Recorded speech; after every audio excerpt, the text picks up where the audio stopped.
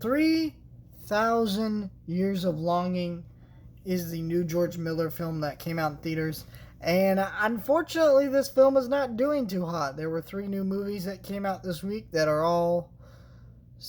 Uh, and this is the one that's doing the weakest. The other two are just doing better than this one. And it's kind of weird because I feel like this one I've seen the most promotion for. I think The Invitation, also previously known as The Bride, was marketed a little bit more, but at the same time it was kind of. But this one was still.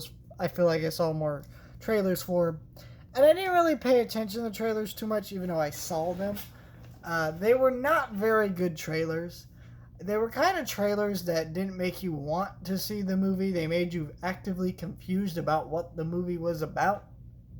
And I watched this movie, and I can see why this film's not doing too hot because it's not bad by any means. This is a very weird movie that no general audience member I think will appreciate. And what I mean by that is this is a full on this feels like a movie that after someone wins best picture at the Oscars, they go and make because they're at the top of their career, they can kind of do whatever they want, so they get artsy fartsy and they make something really interesting, bold, different that has a lot to say. And this is that project, I feel like, for if George Miller ever won Best Picture, which he didn't. This is his follow up to Mad Max Fury Road, which is a good movie.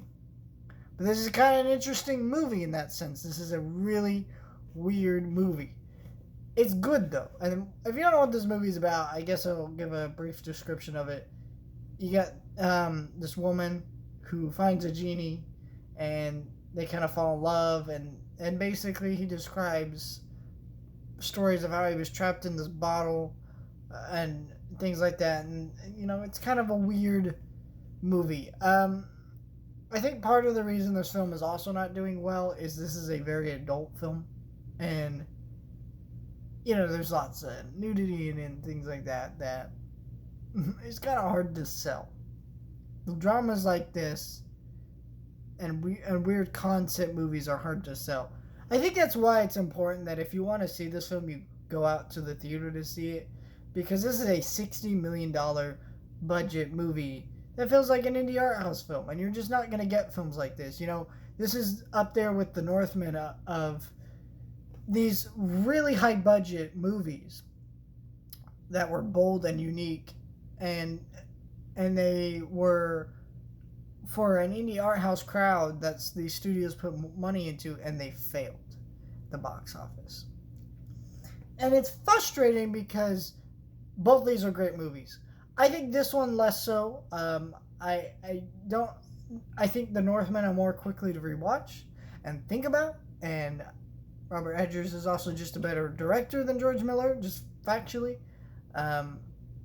I think, but this is a fantastic movie in its own right. I think it has a lot to say about love, romance, like,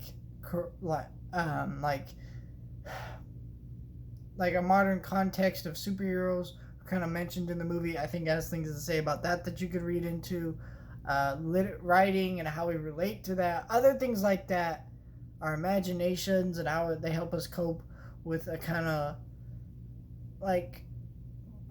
messed up world, things like that, and technology and how we progress. Yeah, there's just a lot here to think about, and I think that's pretty interesting. And Tilda Swinton does a great job as her character. She's great as always. Idris Elba is great as always, especially as this genie. It's just a weird, bizarre movie that I think there are going to be people go out of this going, I didn't get that, I didn't understand that. And I will say, I do have some criticisms with this movie, of course. I think the main problem I had with this movie is this movie felt like it was too long, and that's because there were several points when the film kept fading to black and fading to black and fading to black.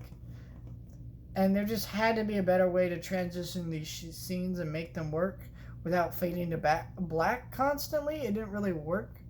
But other than that, I think this was a pretty solid movie. that I don't think it's going to be a winner, unfortunately. August has actually been a pretty bad month for movies. Other than Dragon Ball, this month is pretty much dead. September seems to be opening up a little bit with the Spider-Man No Way Home extended cut, and Jaws is going to IMAX and 3D, and things like that. But, other than that, I don't think September is going to be much better of a month. October definitely looks better with Black Adam, Halloween ends and stuff, but this is just kind of where we're at with this movie season, pretty much. But I think this was a movie definitely worth checking out. Don't know if everybody's gonna like it, but I say if it sounds interesting to you, give it a shot. You don't get it, you don't get it. This ain't gonna be for everybody. That's kind of what this movie is.